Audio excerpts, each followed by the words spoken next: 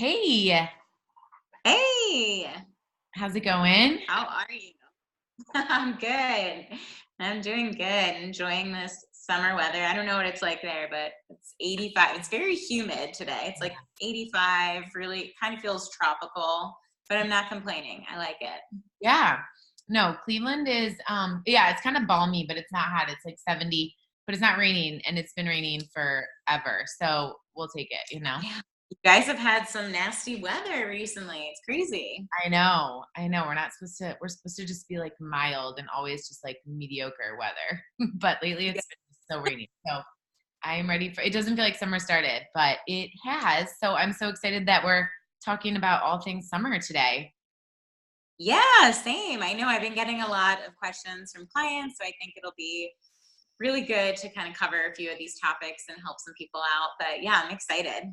Yeah, me too. And so today, what we wanted to focus on, because we know that with ourselves, we struggle with this, and we also know that so many of our clients do, and just obviously the world in general is just like the changes that happen in summer that are a good thing and that are usually fun, but that also kind of derail us from what our routine is or what normal is, and how can we get through those and enjoy ourselves and feel good at the same Yeah, I love it.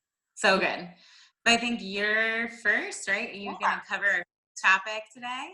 Yeah, let's cover like the top, what we determined to be like the top five Yeah. summer obstacles. So we had parties, drinking, the crazy schedule, weddings, and vacations. So that's kind of what we're gonna launch into. And you can always um, shoot us a message if you have something else that you're thinking of. But those are what we kind of identified to be main main and good summer obstacles. So yeah. Really good. Um, let's start talking about parties. And really, like, parties are such a fun part of summer, but they also, like, they can either kind of make or break you because they are pretty frequent. So I know Mhm. when I find myself like slipping off track, it's like because a couple parties in a row, I just didn't pay attention to what I was eating or drinking. And then all of a sudden, I just don't feel as good as I want to feel. And so I know that happens so often with people. And when we were talking earlier about like simple tips, I thought you had some great ideas. And so do you want to share those and then I can. Yeah, for sure. Yeah. So when my clients ask about parties, and even for myself, I don't even know when I started doing this, but it feels like forever. My one first step was to go ahead, like, especially if you're going to a party, well, I guess even afternoon, but if you're going to like a nighttime party, it's so much easier just to eat beforehand. So for a lot of clients, sometimes they were getting really stressed, like, what do I eat when I get there? And they were so focused on like what the menu was going to be, and how are they going to work around that. So I guess you could do it. I mean, you could absolutely do it for daytime too. I think it works easier for a nighttime party. Just make yourself like a really good healthy dinner beforehand. It could be a salad, throw some chicken on it, some salmon, some good source of protein, whatever you want. You could also grill. Grilling is so easy right now. So just make yourself like a quick little grilled dinner and just consume that before you go to the party. That way you're not going to be tempted and your stomach's not going to be rumbling. And, you're not going to want to reach for those cookies and those really nice sweet snacks, or salty, whatever you prefer. I think that's always like one really easy tip that is super manageable and doable before you go to a party. Granted, you don't have to do that for your kids or your husband too, but at least you're taking care of yourself and you're getting that part of it out of the way. Totally. Yeah, that's always a good idea. And I feel like that works really well with some people and it makes some other people kind of overeat. So I think like pay attention to yourself. You might find some parties it works great for you and some parties you're going to want to eat the stuff anyway. So that might not be the best part. So definitely take this advice and like make it your own. And I know I find myself using that tip some of the time, because like at Yeah. some time I'm like, well, there's going to be some good stuff. So I don't want to be full and I'm still going to eat it anyways. But then a lot of the Yeah. parties, it's like, I know there's going to be nothing great. So I'm just going to eat. And then if I have a bite of something, it's fine. So yeah, I think that's an awesome tip. I always encourage people to bring what they want to eat and bring it to share. So offer it like, oh, hey, I'd be happy to bring a vegetable side dish, or I'm happy to bring a watermelon, or I'm happy to bring a salad, or I'm happy to bring a slaw or something that can add benefit to the party, but then at least there's one good thing that you can plan to have. And so then you can also adjust accordingly. Like if the main dish is going to be something that you don't want, you can plan to bring like a heartier side that you maybe like a quinoa with extra vegetables or something that you know you can count on for yourself and for maybe your family or whatever, and then just offer to bring that to the party. So yeah, between those two tips, as far as like really paying attention to where you're going, because you probably have an idea of the type of food. If it's catered by your favorite restaurant, then like you're probably going to want to be hungry and enjoy it. And if it's something that's just like carbs only, then eat ahead for sure. So yeah, I love that. And really just think a little bit ahead, even if you don't have time to like prepare all this stuff. Definitely think ahead, because then you'll know what you're getting into. So awesome. Yeah. Let's talk about drinks, because drinks are so much more frequent in the summer, and that's super fun and such a great thing. But like, how do you manage it, and how do you like give ideas? What are your best tips for summer drinks? Yeah, so similar to what you said about the food, like obviously listen to your body and listen to, again, like where you're going. Time and place is always really important. So for me, like I just came back from Florida a week ago, and when I was down there, I'm like, well, yeah, I definitely want to have a margarita and a mojito here because I'm on vacation. You know, South Florida has awesome drinks down there. And so I just kind of plan that in. But I also don't overdo it. I think there was a time in my life where I did choose to do that, but now, you know, it's kind of, I feel good. You know, I know what I can have, like 1 to 3 drinks, and I feel fine. So I think a lot of it is totally listen to your body and then listening to the setting. If you are local and you're just going to, like we said, you know, different parties, summer parties, barbecues, whatever that is. One of my favorite tips is to just get, they're called Spindrift. They're not like a sparkling water per se, but they actually have like real fruit juice in them, which is awesome. So when you pour it out, you physically see like all of the juice in there, which is nice. So they have like a raspberry lime or grapefruit. And I like that. So I'll do like half of that with either some like really nice clean tequila or vodka. And just some ice and like maybe some lime, whatever kind of fruit wedges, you know, in there. So I'm not using soda. I don't like soda water, so that's why I don't do that. But that would be fine too. But I'm definitely not using soda and like all of those other drink mix-ins, those add-ins. And that's been a really good, fun way for me to kind of still have a drink, but you know, watching my calories and making sure it's really that sugar content that I'm not overdoing it there. I can't fully recommend this. I don't know if everybody would like it, but I've also been known to get kombucha, which is really good. I don't know how many of your viewers know what kombucha is, but it's basically a fermented tea drink that is really refreshing. However, I've heard from people that either love it or hate it. It's kind of like, cilantro. You either love or hate cilantro. So it's very similar. So that's why I don't want to fully recommend that. But I've been known to also just bring that and like carry it, put it in like a wine glass or whatever, and kind of just, you know, walk around when I really just wasn't feeling like I wanted to have a drink. So I think it's a lot like part one is listen to your body and like listen to the setting and the environment that you're in and what feels right and comfortable for you. And then part two is, you know, well, do I need to, you know, do I want to make my own drink, or is this a place where I do want to enjoy and indulge? So those are that's how I feel about that. But what's your stance on it all? Yeah. No, I think that's great. I always say like, I love LaCroix or what I love it. So I think it's a great clear drink to switch or to mix tequila or vodka or something. I also think if you do something like that instead of wine, it's easier to transition to the same drink without alcohol. So like by your third drink, so you have 2 drinks with alcohol and then you switch over to not, you don't really notice that you're missing it. So I think it makes it an easy switch. I also personally follow the rule of drinking before dinner only.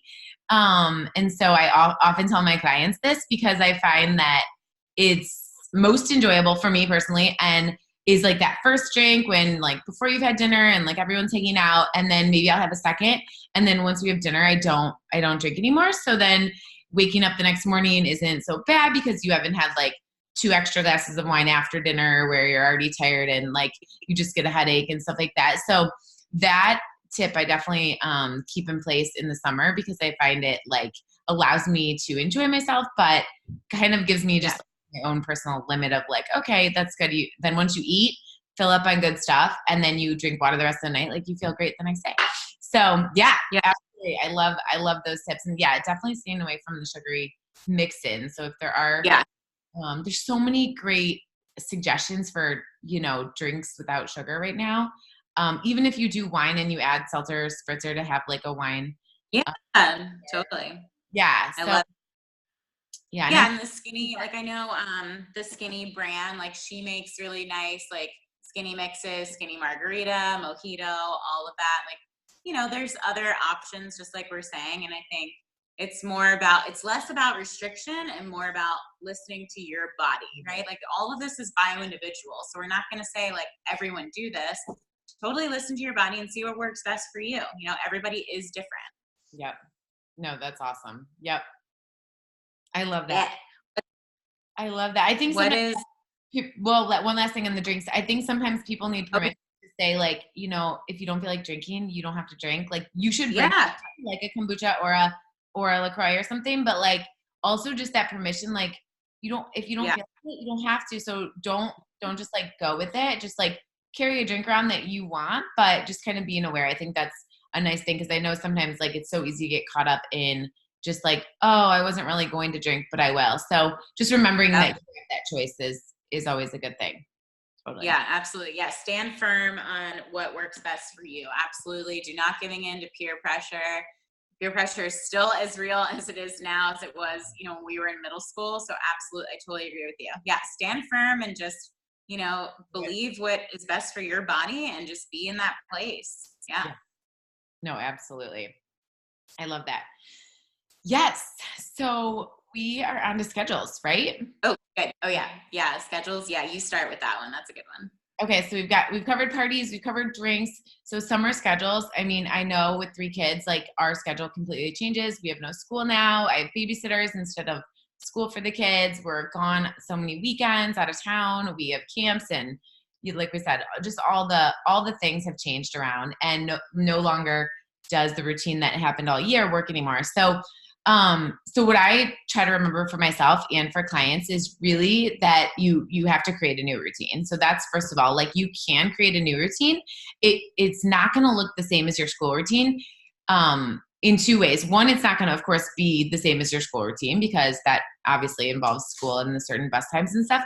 But the other thing is that like your routine might not be something that's the same every day, like your school routine. It might be that your routine is that you get 3 workouts a weekend, or you get 5 workouts a weekend, or you work out 20 minutes a day and you eat 4 or 5 servings of veggies. That's your routine. And like when it happens is like subject to change. So you kind of change your mentality on your schedule and your routine. And I really encourage people to make a list of like what they're must do, what they have to do for themselves for either the day or the week, and then create that being your routine, not that like at 8:30 every day you're going to do this, because that is most likely not going to happen, and then it could set you up for failure. So instead, just look over your life and take a second to yourself to really think what you need to feel good, to move forward with your goals, to do what you need to do for yourself, and then build in the structure of making it happen and making it a priority as your new routine. So this gives you freedom and it gives you flexibility, which you really, really need in the summer because life's going to happen and it does every week and you kind of can't keep up with that. So just knowing that and planning for that and really changing the way that quote unquote routine looks, I find to be super beneficial. And then also it allows you to see where your holes are. So if you're trying to get 4 days a week of 45-minute workouts, what do you need to make that happen? Do you need some new workout videos? Do you need to get a personal trainer because you can't go to your running group? Do you need to get a babysitter? Do you need to get up earlier? Do you need to, run around the track while your kids are at camp? Like, it allows you to think differently about it because it's not going to be as simple as like put them on the bus and drive to the gym. So getting a little creative, also involving your family in the summer is fun. Like, getting your kids outside. I know at my house, we have a new routine of going to a kids fitness class and then I do yoga while they do a workout. And then we're also adding into our summer routine some meditation because just like 2 or 3 minutes, but kind of making it fun and involving everyone, which just changes the whole thing. It changes it from less of a chore to more of an activity. So So Yeah. those are schedule ideas. I mean, honestly, I would say the exact same thing. I don't think I have anything else to add. Yeah, just being flexible and creative, just like you said. Reaching out, to people to help you if you do need a break. If you are home with the kids, like just try and see if you can, have somebody, yeah, help you out for an hour or so you can just have some you time. And then, yeah, using the outdoors is really the easiest thing. I encourage people to go to parks, with your kids. It's such an easy place. You can do so many different kinds of workouts at a park that are super easy. You don't need anything, just body weight. So yeah, I mean, I love all of the things. I don't even need to add anything. I think all the things you said were perfect, spot on. Yeah, that's great. Good. Yeah, I Yeah, think flexibility and the park thing is huge too. Absolutely. yeah, Yeah. absolutely. Yeah. So our next one, I think, is wedding. Is it wedding? Yes. Wedding. So Yeah. weddings is definitely a summer obstacle because I feel like no matter what age you are, weddings come up, whether it's like your friends, your kids' Uh, friends, your nieces and nephews, your brothers and sisters. It's like everyone always has weddings in the summer. So let's hear it. Yeah, so there was a summer when I think I was in about 5 weddings. Well, it was from like summer to October, so it was a little bit longer, but I had a lot. And my thing was that I pretty much, you kind of know, like I was in the wedding, so I knew like what the food was going to be and what to expect and all of that. So I definitely pick and chose like what food I wanted to eat. And then times where I was like, I'm just going to eat before this because I don't want to eat. And for me, weddings are honestly, I really don't eat a lot at weddings. I'd rather like eat a big breakfast or a big lunch. And that's what I encourage people to do because weddings, you're moving around so much. Like I find when you're dancing and you're talking to people, like, and kind of the food is too much. I don't know. This is me personally, but it's just too much. Like it's too much to sit there and eat. And I just feel like really heavy. So I encourage people like either to eat before or just to have like a few bites of everything and try your hardest to not overindulge so that you can get up and you can feel like you're going to move around and dance and mingle.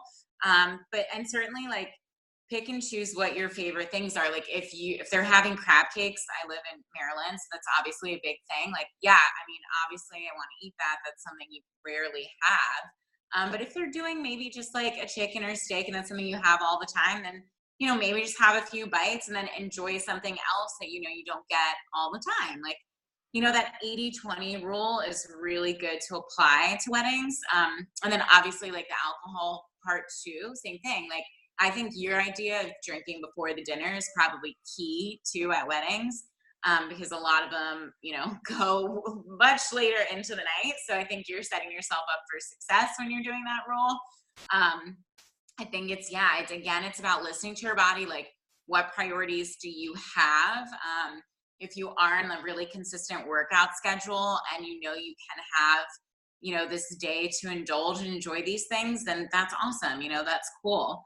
But what I tell people is that anytime you're going into an events like this, and I should have mentioned this before, you choose your food consciously. Okay, so you make a conscious decision to eat that food, you enjoy it, and then you let it go. So the only thing that people get into is this trap of guilt and shame around food. And I could have started this beginning, but that can happen anywhere. So it can happen at these parties, vacation, event, wherever you are. You just don't want to get into that trap of feeling guilty or shameful for any of the food that you put into your body. Food does not have morale. It is not an actual thing that you can talk to right there. So we don't want to give it that power over us. So I think if you're in that position, then, try and do those 3 things, choose it consciously, enjoy it, and then let it go. Or you can try one of the other tips, from before, eating beforehand, minimizing your portions while you're there, and then selecting the foods that are really enjoyable to you, and then just kind of, setting aside the ones that you don't really feel like you need to eat. Mhm. Yeah, that's awesome. I think those are really good tips. And I agree. Planning or thinking ahead about what you want is huge. And then having something Yeah. I know with weddings, like I find I'm always starving because you go from the wedding and that's like all afternoon and then you either have like a cocktail, then you like maybe stop with friends and grab a drink before you go to the reception or Yeah. the reception and it's cocktail hour. and then you're kind of busy talking, you're drinking, and then all of a sudden it's dinner time. Maybe you passed on the past hors d'oeuvres, or maybe you had a bite or two, but then you have this dinner, and like, so you eat whatever, if you're trying to pay attention to what you're eating, then you go Yeah. dance for hours. And like, I always find myself starving after. And so I've been to many weddings where I'm just like, oh my gosh, then I either want to eat like everyone's cake, or what I started doing was I was like thinking for what I was going to have after the wedding at the same time. I think like you covered the before so much, which is awesome. But the after is also a thing where you think like, okay, if we're starving after, we'll just do this or whatever. Because so many times I find like, you have a couple bites, or you go through the buffet line and you don't get a lot if you have and then you're like, great. So when we were in Colorado, we had gone to a friend's wedding like right before then, and then we were in Colorado at another friend's wedding, and so we were starving after the one wedding, and like there was no food anywhere, and I was like, whoa, this is a bad idea. So the next, like 2 weeks later, we had another wedding. This was a couple years ago, and it was during the day, and I was in charge of like getting all the boys lunch. So I had to go and get like the subs or whatever. And then there was a grocery store next door, and I got a rotisserie chicken for our condo, and I put it in our fridge, and like, it was like gold when we got home from the wedding, because it was like something that could give us something substantial, but everyone had been drinking, everyone had been, eating enough little treats that like we needed to go to bed with something good. So also keep that in mind, like thinking about what, even just like a bar or something, if you're in a hotel, like throwing like a bar, like a food bar, not a bar, but like that you can plan to go home to. So you're like, oh, okay, well, if I'm starving, there's food after, So, that's so good. Yeah. Just having a plan, I mean, I think that's what all of these, the common ground in all of these topics. Yeah. Having a plan, being prepared, and priorities. Like if like you said, like if you're having an indulgent time, then just do it and let it go. But you still like pre-thinking about that. Like, you know what, I'm gonna have whatever and enjoy myself. And so that's awesome. I think you're exactly right. When it comes down to all these 5 tips or all these 5 obstacles for summer, it's like, be prepared, make your choice for yourself, stay in that place of empowered decision, and then whatever you decide, just move on. So yeah, that's awesome. Yeah. Good. Yeah. I think these are right? for me. I know. I think we have one more, right? Vacation. Oh my gosh. Yeah, we totally do. Which is the big one. I'm like, wait. It kind of goes with all the things together, because there's definitely schedules, definitely food, definitely potentially weddings. So absolutely. Yes. Give me your vacation tips. We can both. Yeah. I mean, I think it's really all of the things that we've talked about, right? You can apply pretty much to vacation, being prepared, setting your expectations, where are your priorities. You can absolutely do all of those things on vacation for sure. I would say if you are staying in a hotel or at a resort, that's such an easy place, because most of them, if not all of them, have a gym. And I know it's like, whatever, it's not ideal, but just pop in there like 20, 30 minutes. You'll feel so much better. No one's ever regretted a workout.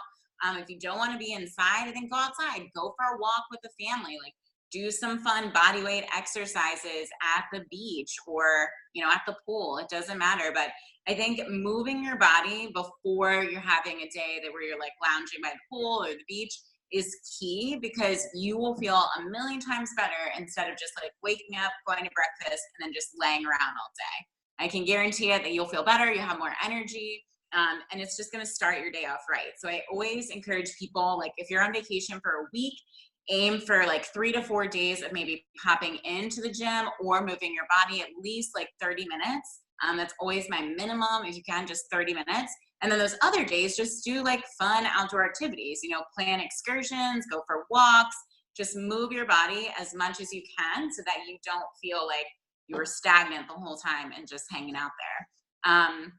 I think absolutely all of those other food priorities, alcohol, all of that still applies for sure. And it just really goes back to, where are you when you're on that vacation, like mentally, what mindset are you in? Is this in time of complete indulgence, or are you saying to yourself, 3 out of the 7 nights, I'm going to have something I normally wouldn't have. I think, again, it's key probably to follow, that similar like 80-20 rule where you say something like that, like 3 out of, or whatever, 4 out of the 7 nights. Say to yourself, like, I'm going to have X, Y, and Z because I enjoy it. Or you're going to have this many drinks each day.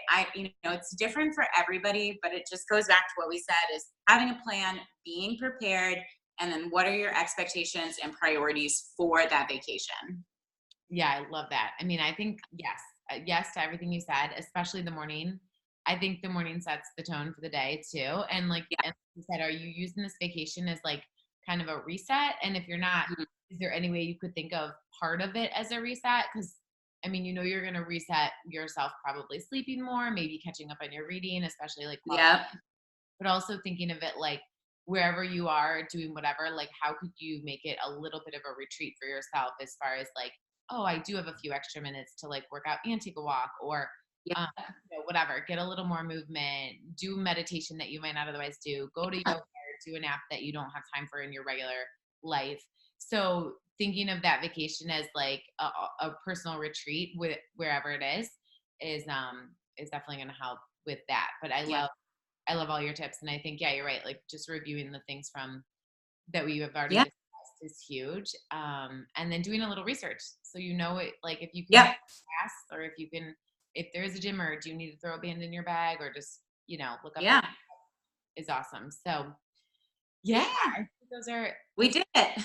yay. Yeah. Well, I hope those help you guys. And like I said, Yeah. earlier, they're definitely good reminders for me going into this summer. And it's easy to just go down a slippery slope. And I think that Yeah. having this conversation and hopefully listening to it is just a good reminder that like, even if you don't like make a ton of progress on your goals this summer, if you don't slip back, or if you don't Mhm. go back into old habits, or if you don't, do things that you ultimately don't want to do, if you just kind of keep yourself status quo and you just try to really enjoy life and you just get into things, then that is forward. That's getting you somewhere. That's something as well. So yeah, Yeah. I think keep that in mind as you go into summer. Yeah, I love it. Yeah, thank you so much. Those are awesome, awesome tips on how to bust through those obstacles. So yeah, this was great. Let us know if you have questions or want to see other things. We definitely want to cater to you. So thanks Yeah. for watching. Thank you. We'll talk to you soon. Bye, Danielle. All right. See ya. Bye.